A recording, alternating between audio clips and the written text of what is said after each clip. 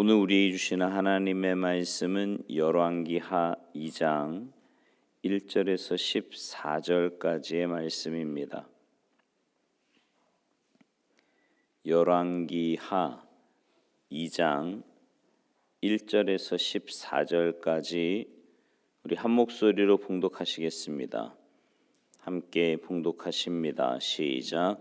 여호와께서 회오리 바람으로 엘리야를 하늘로 올리고자 하실 때에 엘리야가 엘리사와 더불어 길갈에서 나가더니 엘리야가 엘리사에게 이르되 청하건대 너는 여기 머물라 여호와께서 나를 베델로 보내시느니라 하니 엘리사가 이르되 여호와께서 살아계심과 당신의 영혼이 살아있음을 두고 맹세하노니 내가 당신을 떠나지 아니하겠나이다 하는지라.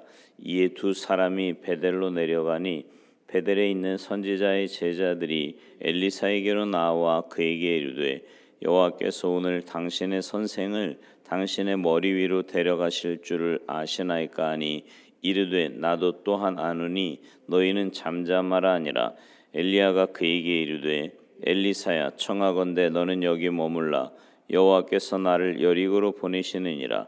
엘리사가 이르되 여호와께서 살아계심과 당신의 영혼이 살아있음을 두고 맹세하노니 내가 당신을 떠나지 아니하겠나이다 하니라.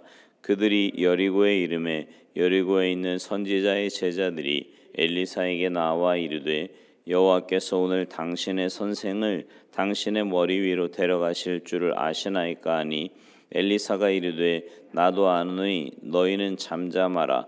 엘리야가 또 엘리사에게 이르되 청하건대 너는 여기 머물라 여호와께서 나를 요단으로 보내시느니라 하니 그가 이르되 여호와께서 살아계심과 당신의 영혼이 살아있음을 두고 맹세하노니 내가 당신을 떠나지 아니하겠나이다 하는지라. 이에 두 사람이 가니라. 선지자의 제자 50명이 가서 멀리 서서 바라보매 그 두 사람이 요단가에 서 있더니 엘리야가 겉옷을 가지고 말아 물을 치매 물이 이리저리 갈라지고 두 사람이 마른 땅 위로 건너더라.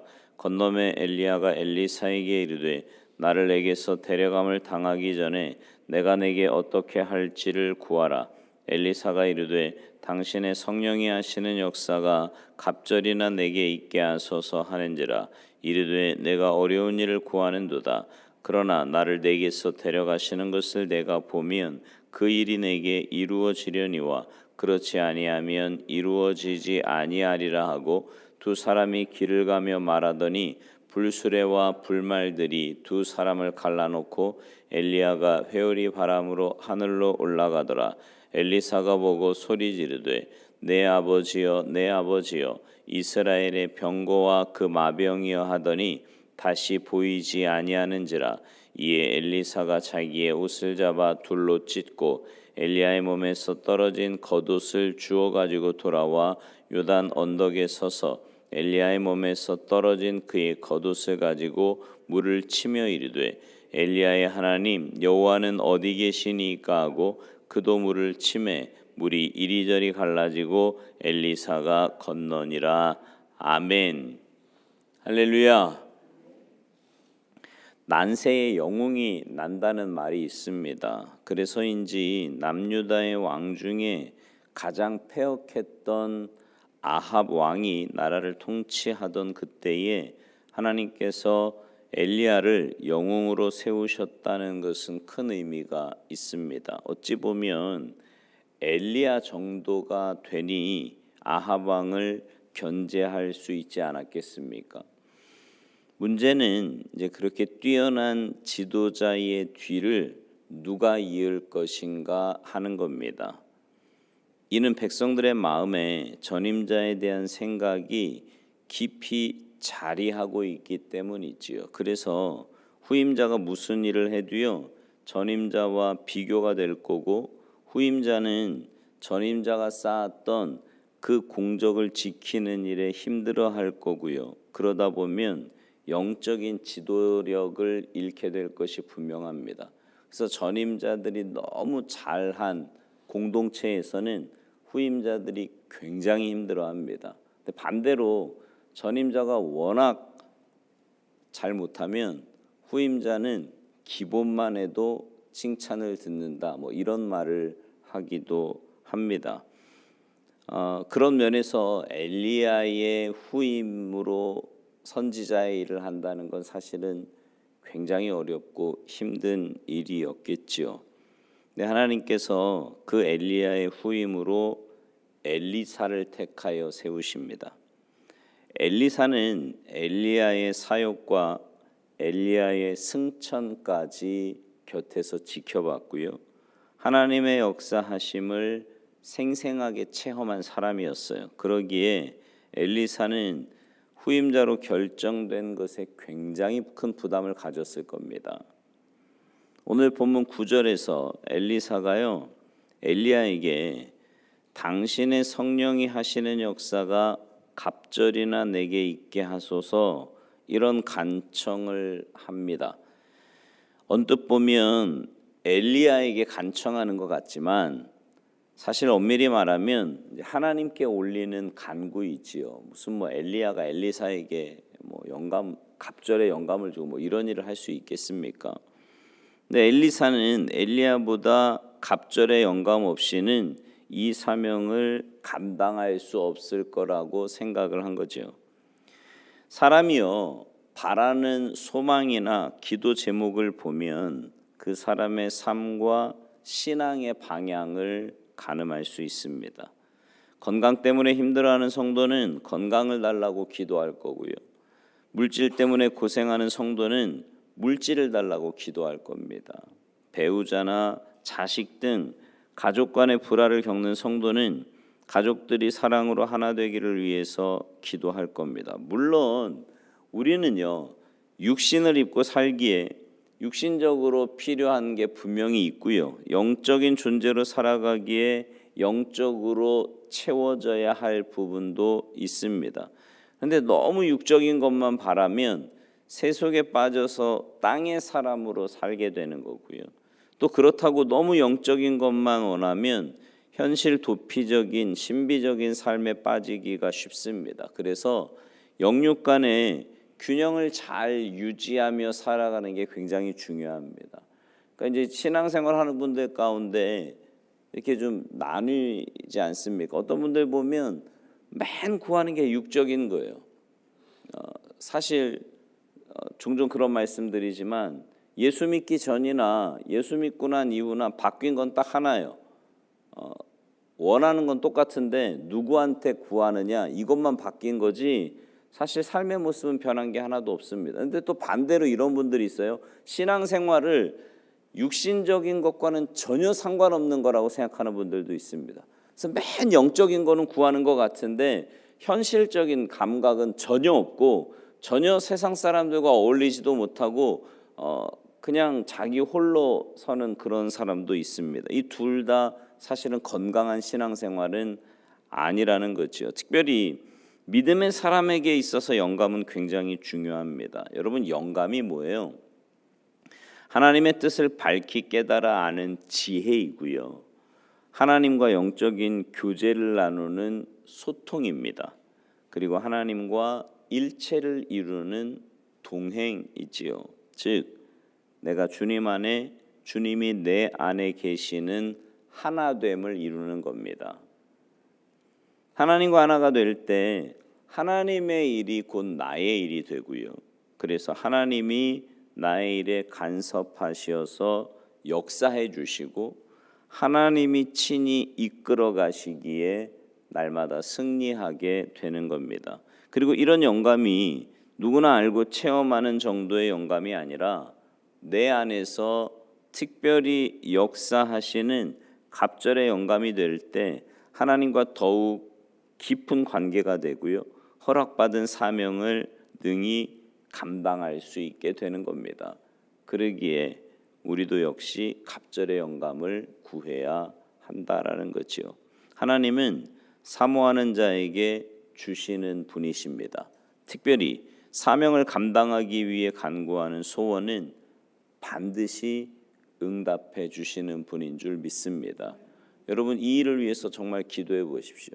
내가 주님의 귀한 사명을 감당하기 위해서 구하는, 뭐 시간이 짧아서 제가 다 말씀드릴 수는 없지만 그런 체험하며 사시는 분들 굉장히 많거든요. 사명을 위해서 간구하는 분들의 기도에 분명히 하나님은 응답해 주신다라는 거죠. 엘리사가 하나님의 뜻과 역사를 위해 갑절의 영감을 구하니 하나님께서 허락해 주시지 않았습니까? 그러기에 여러분, 우리는 먼저 영혼의 잘됨을 위해서 기도해야 되고요. 그러면 범사의 잘됨과 강건함의 복을 허락해 주시는 겁니다. 갑절의 영감을 구한다는 것은 엘리사 자신이 엘리야보다 많은 부분에서 모자란다라는 것을 인정하고 고백하는 거 아니겠습니까? 자신의 부족함을 알고 그 부족함을 채우기 위한 겸손한 간구는 신앙에서 굉장히 중요한 부분입니다. 마치 가나안 여인이 개들도 제 주인의 상에서 떨어지는 부스러기를 먹지 않냐고 나를 도와달라고 간구할 때 주님께 응답받고 그 믿음을 인정받은 것처럼 나는 부족한 죄인이라고 주님이 허락하시지 않으면 나는 감당할 수 없고 살아갈 수 없다고 겸손히 매달리는 자에게 하나님은 부족함 없이 채워주실 줄 믿습니다. 엘리사는 자신이 받은 사명이 무엇인지, 그리고 그 사명을 감당하는 일에 어떤 은사가 필요한지, 그리고 그 은사를 주실 분이 누구인지를 정확하게 알고 있었습니다. 이게 쉬운 일 같아도요, 절대 그렇지 않습니다. 평생을 자기 자신이 누구인지, 또 무슨 일을 하려고 이 땅에 있는지, 자기 은사가 무엇인지도 모르는 채 살아가는 사람들이 얼마나 많은지 몰라요. 엘리사가 갑절의 영감을 구한 것은 자기에게 맡겨진 사명, 즉 하나님의 나라를 바로 세우고 하나님의 성전을 우상으로부터 굳게 지키며 하나님의 백성들을 믿음으로 무장시키기 위함이었습니다. 이렇게 거룩한 목적을 위해 갑절의 영감을 구하는 기도를 하나님께서 왜 외면하시겠습니까? 목적이 분명한 기도, 그리고 그 목적이 하나님의 영광을 드러내는 기도라면 하나님은 반드시 응답해 주십니다. 그래서 하나님께서 엘리사에게도 엘리야 때처럼 강물이 갈라지는 기적을 똑같이 행하도록 하신 거 아니겠습니까? 8절에서 엘리야가 행했던 그 기적을 14절에서 엘리사도 동일하게 행할 수 있었던 겁니다. 이것은 이미 하나님께서 엘리사에게 갑절의 영감을 허락하셨음을 보여주는 대목이지요.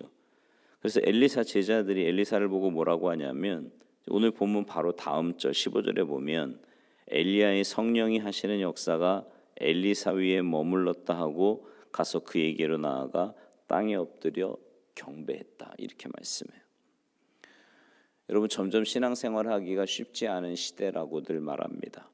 눈에 보이는 것이 우리를 유혹하고요, 여러 가지 상황과 환경들이 우리로 하여금 눈에 보이는 것에 집중하게 만드는 세상이에요. 앞으로 점점 더 그렇게 될 겁니다. 이럴 때일수록 우리에게 필요한 것은 영성입니다. 영성. 오늘 본문 표현대로 말하면 갑절의 영감이에요. 특히 고난의 때, 위기의 때일수록 갑절의 영감이 있어야 그 위기를 넘어설 수 있기에 우리는 하나님 앞에서 더욱더 갑절의 영감을 달라고 기도해야 합니다.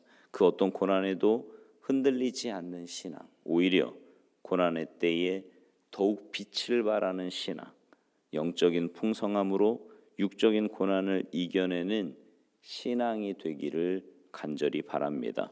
하나님은 반드시 이겨낼 힘과 갑절의 영감을 허락해 주시는 분이심을 믿고 간구함으로 응답받으시고요, 응답받음으로 맡겨진 사명 능히 감당하는 엘리사와 같은 여러분 모두가 되시기를 주님의 이름으로 축원합니다. 기도하시겠습니다. 하나님,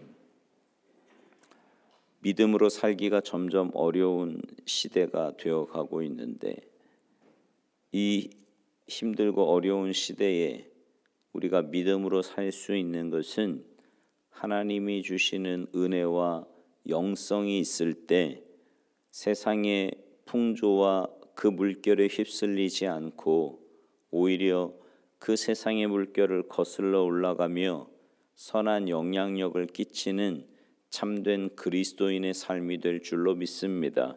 저희들에게 성령의 충만함을 허락하여 주시옵소서. 그래서 왜 우리가 이 땅에 사는지, 내가 무엇을 하며 살아야 하는지 올바로 깨닫게 하시고 깨달은 대로 온전히 순종하여서 매일매일의 삶이 하나님의 영광과 주님의 나라와 주님의 몸된 교회를 위해서 살아가는 복된 인생들 다 되도록 은혜 내리어 주시옵소서. 오늘 한날의 삶도 주님 맡겨주신 귀한 사명 잘 감당하는 복된 한날의 삶이 되기를 간절히 바라옵고나오며 예수님의 이름으로 축복하며 기도하옵나이다. 아멘.